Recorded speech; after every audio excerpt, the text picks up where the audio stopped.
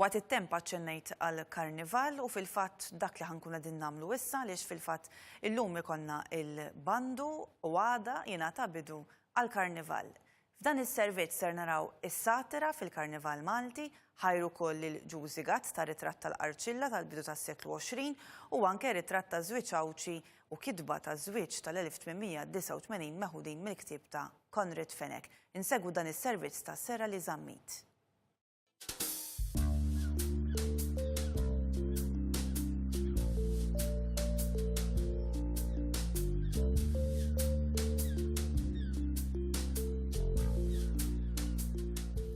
Arċilla, kuntratt ta' żwieġ bejn Silvana Silvatku u Karmenu Karistu Caruana.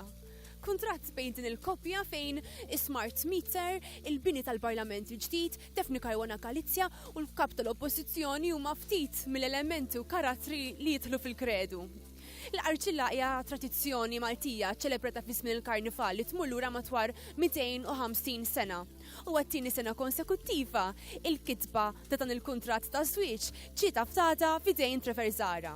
Arċilla tkun awtentika, tirrifletti l-affarijiet li kun għaddej minnhom dik il-ħabta.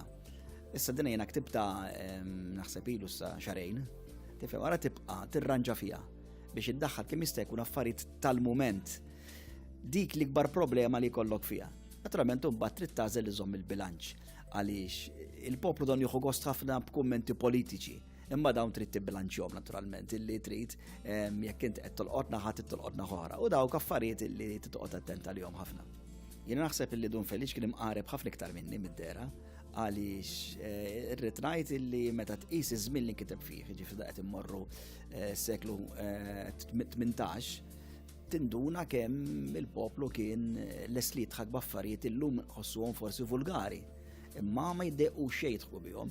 Jiena approvajt illi l-ċajt tiegħi jkun aktar fuq personalitajiet, iktar anke fuq nies tal-politika, nies tal-medja, mill-inkella ta' Dun Feliċ kienet iktar kultant fuq is-sess, iktar fuq il-figura tal-mara, illi hemm metafori ċari fuq il-ġisem tal-mara, dawk illum jiena arranġajthom xi daqsxejn.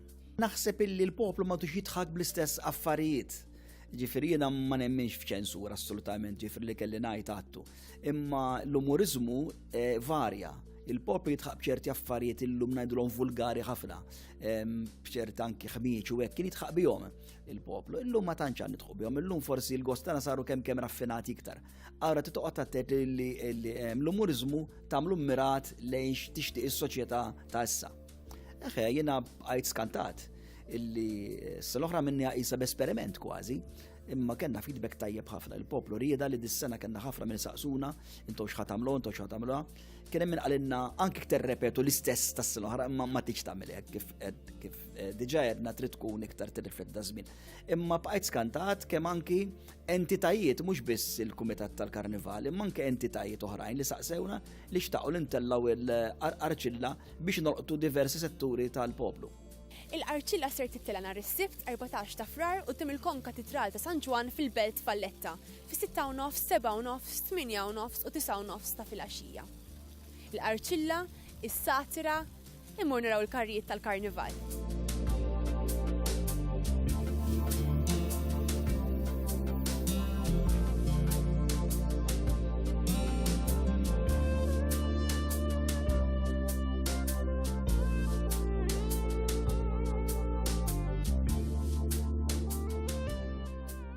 Pratikament nistgħu ngħidu li x-xogħol fuq dal-karru ilu għaddej minn Awwissu, fil-fatt kif spiċċajna l-Karnival tas-sajf bdejna x-xogħol fuq dan.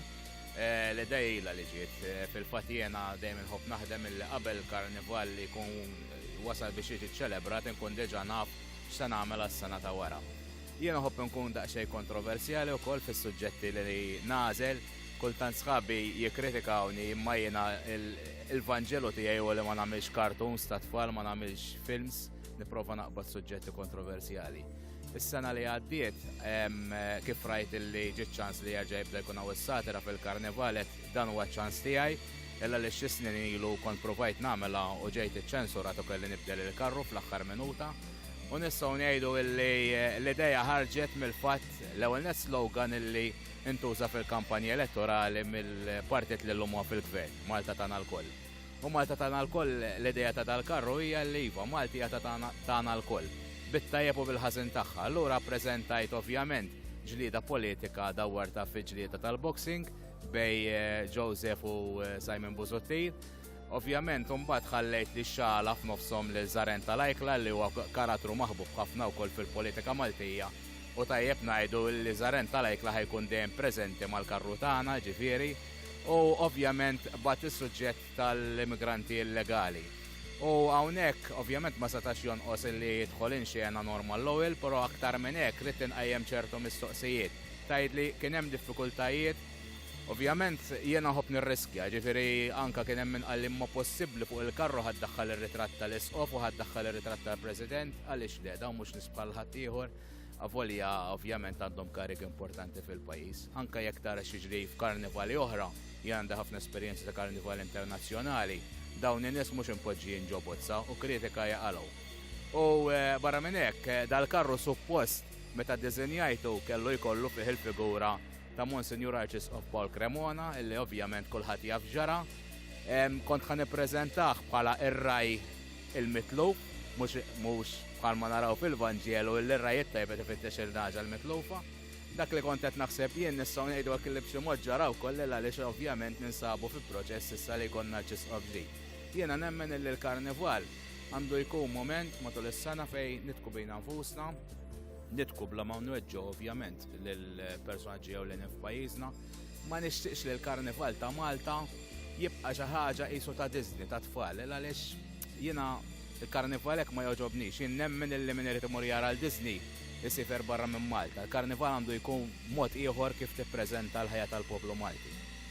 5 tim ta' briju mhux biss ġewwa l-Belt Valletta u fl-Irħula Maltin istanka ġewwa Għawdex. Għal aktar informazzjoni sur is-sit elettroniku maltaculture.com.